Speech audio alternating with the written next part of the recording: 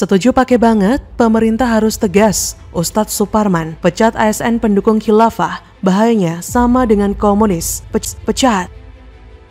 Gerakan Pemuda Ansor pernah mengusulkan kepada pemerintah agar Undang-Undang Nomor 5 Tahun 2014 tentang aparatur sipil negara bisa direvisi agar aparatur sipil negara atau PNS yang pro ideologi khilafah, termasuk juga tergabung dalam organisasi atau gerakan yang ingin menegakkan khilafah itu bisa dipecat.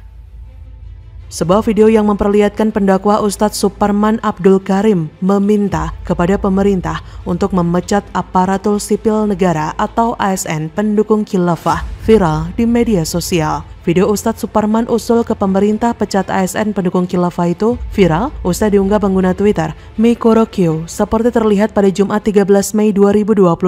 Dalam narasi cuitannya, netizen itu menyebut video ceramah Suparman Abdul Karim soal ASN pendukung khilafah itu sebagai kuliah pagi hari. Terlihat dalam video itu tampak awalnya Ustadz Suparman membahas kembali usulan dari GP Ansor kepada pemerintah terkait revisi Undang-Undang ASN. Kata Ustadz Suparman, Gerakan Pemuda Ansor pernah mengusulkan ke pemerintah agar undang-undang tentang aparatur sipil negara bisa direvisi agar PNS yang pro ideologi khilafah itu bisa dipecat. Menurutnya, tak hanya ASN pro khilafah saja yang harus dipecat, tetapi juga pegawai BUMN yang sudah terindikasi mendukung sistem pemerintahan Islam itu. Selain ASN dan pegawai BUMN, menurut Suparman, oknum TNI Polri yang disinyalir mendukung khilafah juga harus dipecat. Dia berkata, menurut saya ini tidak hanya berlaku untuk ASN juga, termasuk kepada pegawai BUMN yang pro ideologi khilafah, termasuk juga oknum anggota Polri maupun oknum anggota TNI. Ia pun mengatakan, usulan itu sangat krusial lantaran ideologi dan gerakan khilafah bahayanya sama dengan komunis. Siapa yang tidak merah putih, kita lawan. Yang tidak Pancasila, kita tendang. Kita hadapi. Yang mengganggu NKRI, keluar dari NKRI. Kan sistem, coba saya tanya, siapa sih yang suka ngajak-ngajak ke khilafah itu? Sistemnya seperti apa? Saya mau ikut kalau ada. Sekarang saya jadi Menko Polhukam.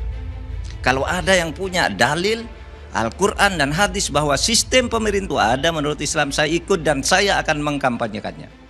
Tidak ada organisasi yang boleh melanggar hukum. Tidak ada boleh organisasi memaksakan kehendaknya kepada orang lain. Nah, karena itulah menurut saya, kita ini kan negara plural ya, negara Pancasila. Jadi saya selalu ingin menghormati siapapun. Menurut Ustadz Suparman, gerakan komunis sangat jelas mengancam keutuhan NKRI, sama halnya dengan khilafah. Oleh karenanya, ASN yang mendukung ideologi khilafah harus dipecat. Dia berkata, mengapa usulan ini menjadi krusial dikarenakan ideologi dari gerakan khilafah bahayanya sama dengan komunisme. Komunis di Republik ini baik ideologi ataupun gerakannya, ajarannya, ataupun aksinya mengancam keutuhan NKRI, persis dengan gerakan khilafah. Wah, setuju pakai banget dengan Ustadz Suparman. Pemerintah memang harus melakukan profiling secara cermat. Berikutnya, profiling cermat juga harus diinstruksikan oleh Menteri BUMN ataupun Menpan RB terhadap calon pegawai ataupun pegawai yang sudah bekerja. Kalau ada indikasi mereka pro HTI dan pro khilafah, ada baiknya tak diterima ataupun diberhentikan dengan tidak hormat. Hal ini berlaku untuk siapa saja, sebab simpatisan HTI dan khilafah banyak bertebaran di kementerian-kementerian ataupun BUMN. Salah satu indikasinya dari seringnya muncul nama penceramah di masjid-masjid kementerian ataupun BUMN yang merupakan pendukung khilafah atau simpatisan HTI. Jadi ini bukan melarang adanya kegiatan majelis taklim di kementerian ataupun BUMN. Sama sekali tidak seperti itu. Silahkan menggelar, tapi pastikan bahwa penceramah yang diundang bukanlah antek HTI atau ulama pro khilafah. Itu saja. Agama lain pun harus diberi porsi yang sama. Kalau ada musola atau masjid untuk yang muslim, mestinya ada pula prayer room untuk yang beragama lain. Ada pula kegiatan semacam kebaktian sesuai dengan agama dan kepercayaannya masing-masing. Sehingga semua merasa diayomi dan punya hak yang sama di lingkungan pergaulan kantor.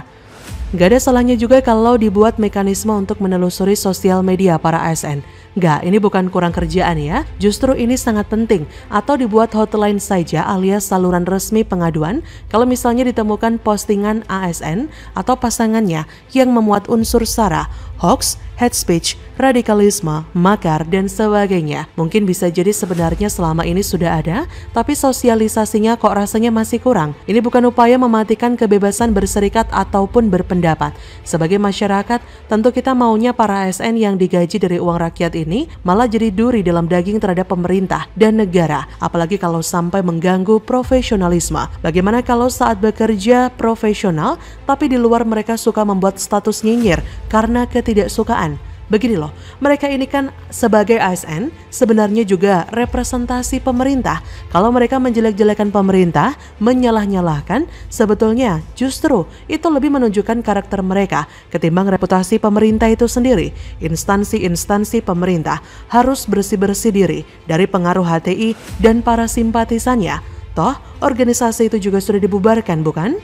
ASN-ASN baru mumpung belum terkontaminasi simpatisan HTI yang sudah eksis duluan di kantor, ada baiknya mendapatkan pendidikan Pancasila dan wawasan kebangsaan secara lebih dalam saat masa-masa prajak yang lama pun mungkin juga sudah butuh direfresh kembali pemahamannya. Quote hari ini, ideologi khilafah bertentangan dengan semangat persatuan di Indonesia. Jangan lengah, tetap tegas tolak khilafah. Bagaimana menurut Anda?